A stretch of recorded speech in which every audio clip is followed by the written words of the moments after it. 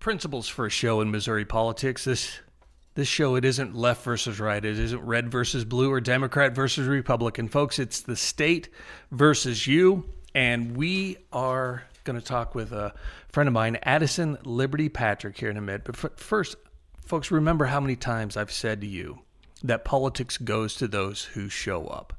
Remember the story that I mentioned where I went to the Nottoway County Commissioners meeting one day, and they actually stopped the meeting to find out why someone was there. Because it's so unusual for people to show up and just want to be a part of things. But our next guest, Addison Liberty Patrick, you go to her website and you can see that she is fully engaged on the local level.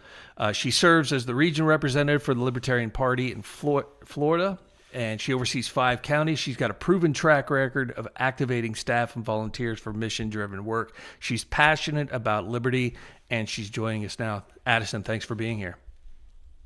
Thank you for having me, Duane. Hey, now let me ask you this. How long have you been involved in local level politics, and why is that so important to you? Sure. I moved to Jacksonville, Florida, the end of 2017, and I immediately got involved with the Libertarian Party as vice chair. And then I chaired the party and moved on to the state party and worked on a state Senate campaign. And then I took a little break and moved up to D.C. for a few years and got involved with a lot of the nonprofit, politically adjacent groups where I was able to really get more fine-tuned education and get to put all of these things that I have learned into practice by holding events for policy and things like that. So it's been great. So if we've got someone here who is seeing what's going on and they're tired of just shaking their fist at Fox News or shaking their fist at MS Now, I think it's called, what advice would you give them on how to start getting involved in local issues, state issues, even national issues? How do they make that first step? Yeah, that's a great question. I'm glad you asked. I think the easiest thing is to start going to your city council meetings for sure. And then kind of work backward from there. And that's what I did. I started going to my city council meetings. I get these large agendas with acronyms, and, it's kind of intimidating for people to figure out. But if you sit there and you go, you can learn a lot over a few meetings, and then you start to see where are these committee meetings, and you can start going to committee meetings or getting involved in citizen advisory boards.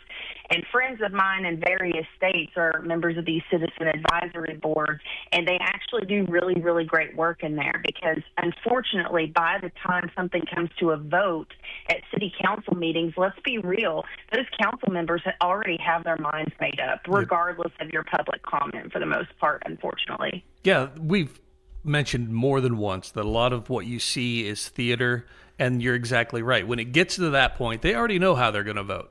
They already know the back room conversation. I'm not going to say it's nefarious. It's not like smoke-filled room but they've already had the conversations. It isn't like they're waiting to hear before they decide. They've already decided, and exactly. I think it's great that you mentioned going to the city council meetings because,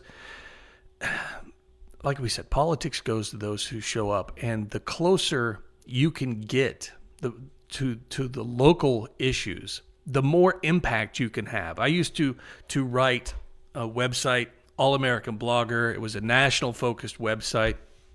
I remember I wrote a 5-part series on the federal immigration system and the problems in it, and what we could do to help it, and it did absolutely nothing. Okay, I recognize that all the effort, all the research, all the work, all the time that I put into that series had actually zero impact on the federal immigration system. But I wrote a story later on about something I saw going on at the state capitol, and I mentioned a senator by name, Senator John Lamping. I mentioned him by name. I published it that morning. That afternoon, my phone rang. I picked it up, and I said, "This is Duane." And he said, "Duane, this is Senator John Lamping." And I said, okay, I'm seeing it. And then you take Right. that further on down to the county level. You attend the county commissioners meeting. Like I said, I attended one. Nobody else was there. And they looked at me like I was from Mars and actually stopped the meeting. It's like, what are you doing here? Why are you here? And again, you take it even further down, go to the city council, go to the school board. This is where you're going to have the biggest impact, the biggest opportunity for having being a change agent. And I think people miss that because Fox News and the federal government, it's a lot more sexy. It's sexier than going to the school board, isn't it? Absolutely. And I'll tell you, people in the community are introducing me to other people as someone who speaks at city council, instead of all of the other things that I'm involved in. It's like, oh, hey, this is Addison. Addison speaks at city council. Addison's at city council. I'm noticing people are sharing my social media posts. They're sharing my YouTube videos of me speaking, and they're associating me with someone who is a voice on their behalf. And that is incredible. There's a handful of people who are the core, and they show up. I'm seeing these same people at the various meetings in the community. We have a lot of neighborhood association meetings, and I've been attending those so I can hear their concerns and talk to them. And that's really unfortunate that it's just a core group of people, and we hope to expand that. And I can only do that if I'm educating people, and that's what I'm trying to get out there and do. So why is this so important to you, though? I mean, it's got to take a lot of time. And we talk about weird things on this show, things like opportunity cost. And the time that you're taking to go to these city council meetings, you could be doing a lot of other things. I mean, you could, there's numerous things you could be doing, but you're saying to yourself, the best use of my time, the best way to spend this finite resource of time is to do this. Why is this so important to you? Yes, well, frankly, I was coming back here to take some time to write a book and start a podcast and pursue some creative avenues. And in going to these city council meetings, I'm seeing all of the corruption. And I'll hold off on going into all of the details of that, but I'm just saying it is pervasive, and I felt compelled that I have to run, that I have to get out there and start telling people that if we continue to let government run our lives to the degree that it is, we're not going to be able to take that back. And we can't stop it if we don't know about it. So again, it all goes back to educating and motivating people. So that's where I'm at with that. And I think that we can improve on how many people are engaged in our local government. I think I do a really good job at building coalitions. I'm talking with neighbors who are Democrat. I'm talking with neighbors who are Republican. I'm talking with people who are independent. I'm trying to understand, which is a huge portion of our voters, by the way, but I'm trying to understand their motivations, for being independent, because that is a sharp shift, in recent times. So I'm here to make a difference. I don't feel that this is a waste of my time by any means. It's an unfortunate loss of privacy sometimes, and that was probably the biggest thing to consider, when I was running for office. I can't just put on sweatpants and go to the grocery store anymore and not worry about it. So I think it's very important to go back to what you said about education. And I think one of the things that is a little bit overwhelming is to try to educate yourself on the city ordinances. But right. It's important. And let me give you a little story from my experience. Here in Maryville, Missouri, I was driving through town on the main road one day, and I realized that I'd missed where I was heading. So I took a left, and rather than go around the block, I just did a quick, I just kept turning left, basically, right? So I did a U-turn there, and got back on the road and went about a block, and I got pulled over. And I said, I'm not speeding. My license are up to date for once. I don't know why I got pulled over. So he comes to the window and he says, you did a U-turn. I was like, yeah, I did. He's like, you can't do U-turns in town. And I said, you can't do U-turns in town. He said, you can't do U-turns anywhere in town. So I got a ticket for that. Well, that irritated me because there's no sign saying no U-turn. So I went and looked at the city ordinances, and yeah, the city ordinances say no U-turns, but they also say must be posted. And I went up and down that road from one side of town through to the other side of town. There's no U-turn sign anywhere in this town that I could see. So I said, I've got time. I'm going to go fight this. And I showed up at city council meeting or whatever court, and they called my ticket and they said, how do you plead? And I said, not guilty.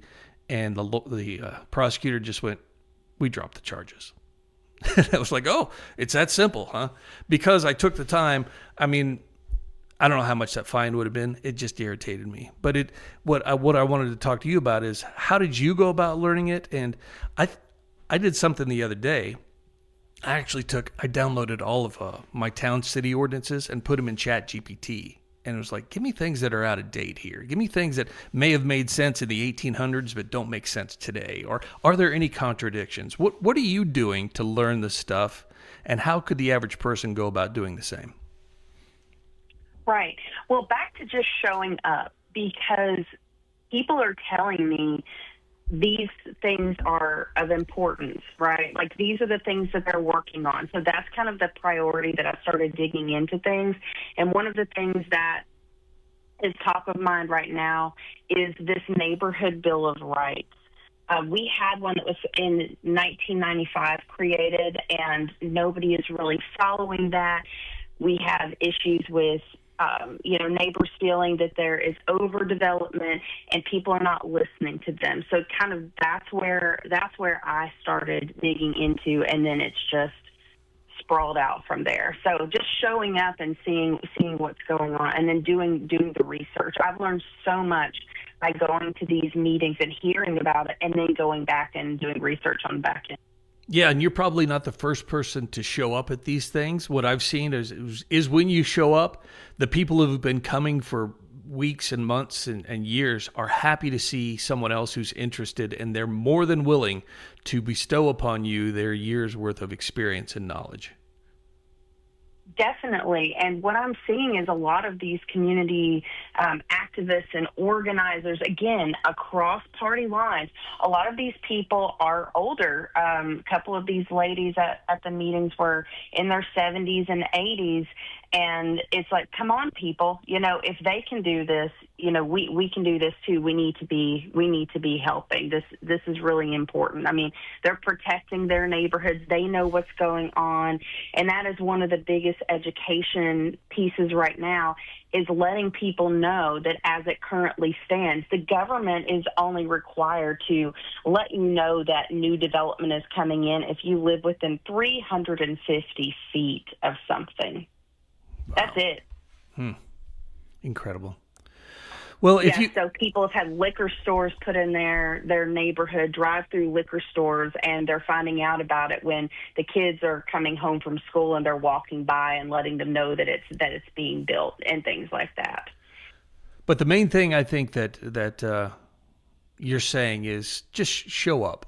Just show up and be a part of it. All right. Well, I appreciate your time, Addison. It's been great chatting with you. It's 8:19 here. I gotta go. That didn't seem like 15 minutes though, did it? That went quick.